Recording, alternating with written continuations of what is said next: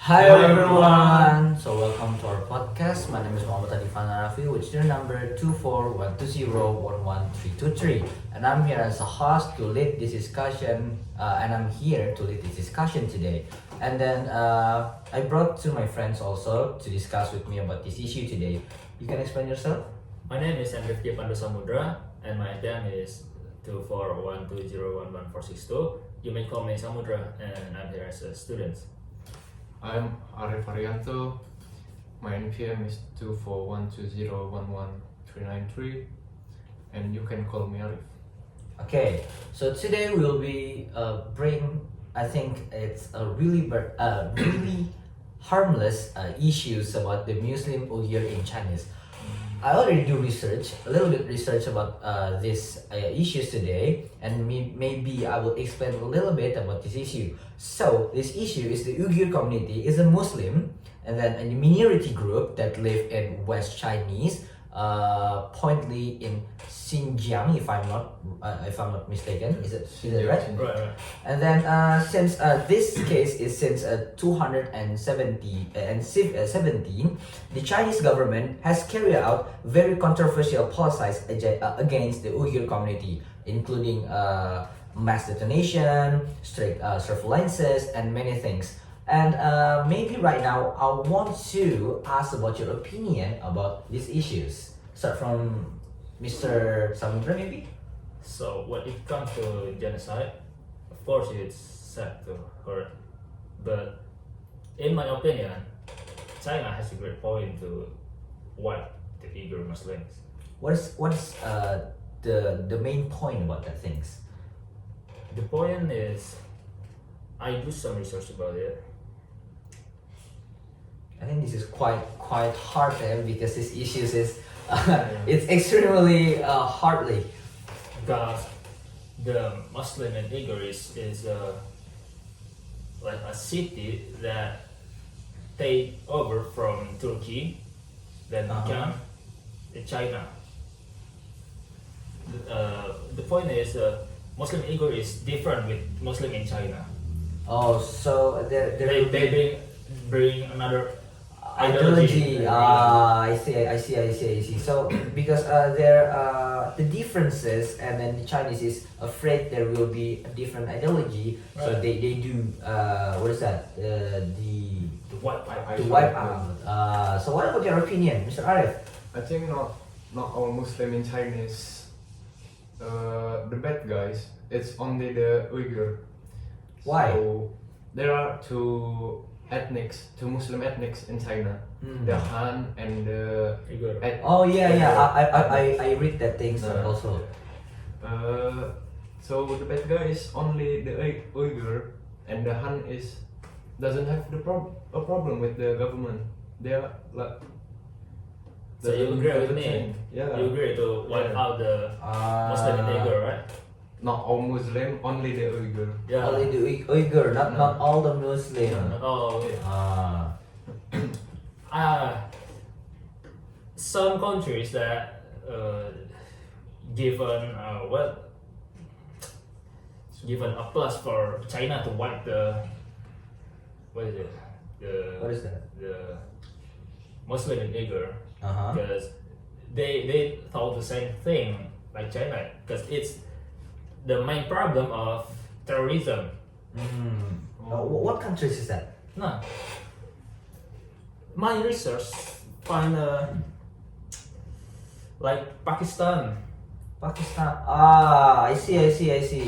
And I've already read that Pakistan is ignored about this case also. Yeah, because they agree with China government. They agree with the Chinese government. Yeah. And so they support the Chinese. Yeah, support.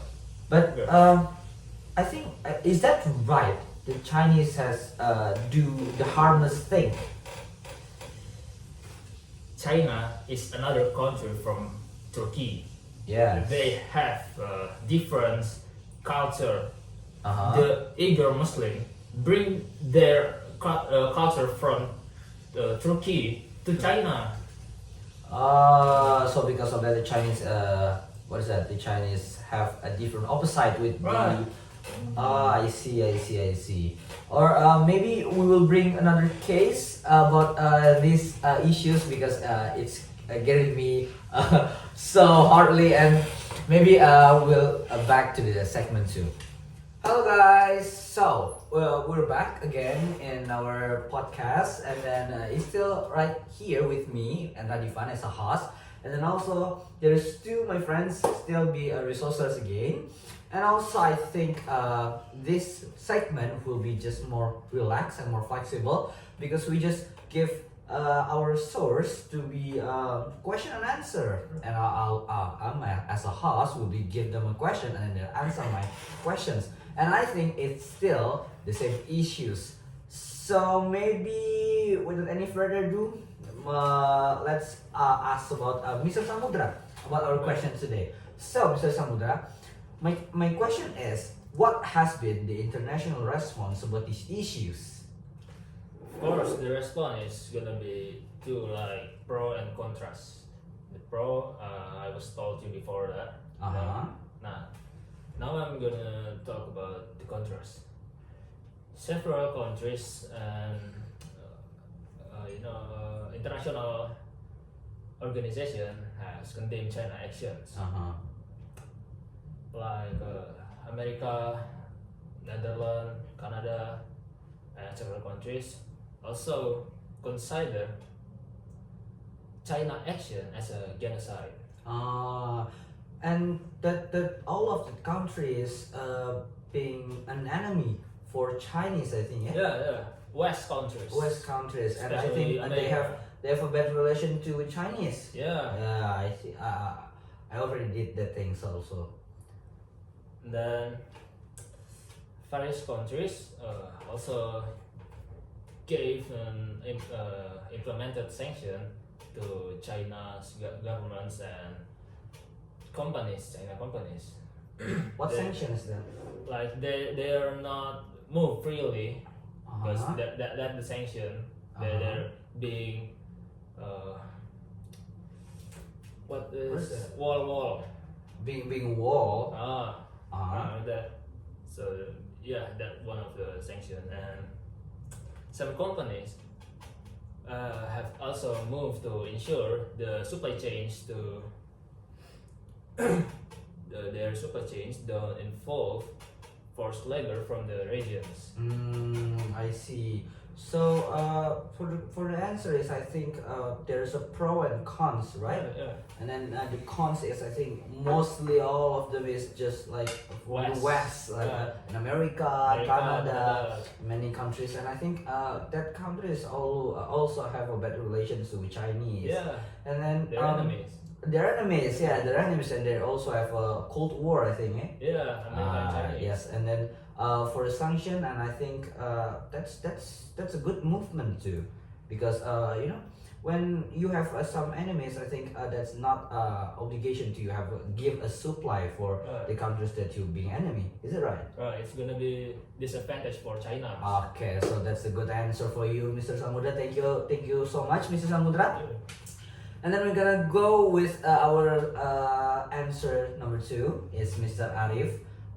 So, Mr. Arif, I'm gonna ask about what measures can the international community take besides economic factors or sanctions? So the concrete actions include granting asylum to the Uyghur ethnic.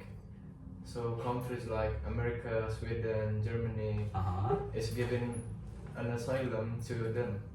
So they are helping them by giving them home or a house like that. So the second one is cultural preservation programs. So the Uyghur communities is creating cultural and language centers, and they teach their traditional food, traditional dance, something like that. And the third one is support for the Uyghur diaspora. So they are helping the Uyghur by finding jobs, housing, psychological support. I see. Yeah. So they really helps the Uyghur, I think. Eh? yeah. And also it give for the people who homeless or don't have home, they provide it. Yes. Is that true? Yes. And also I think they also support them to be more what is that? I think Like more human. more humans. Yeah, that's a good answer too, I think. Okay guys, maybe that's all for our segment 2, and you have we also have what is that, listen a good answer for our research. Mr. Samudra, thank you for coming, and Mr. Arif, thank you for coming too. And maybe this is the end of our podcast today, and see you in the next podcast. Bye bye.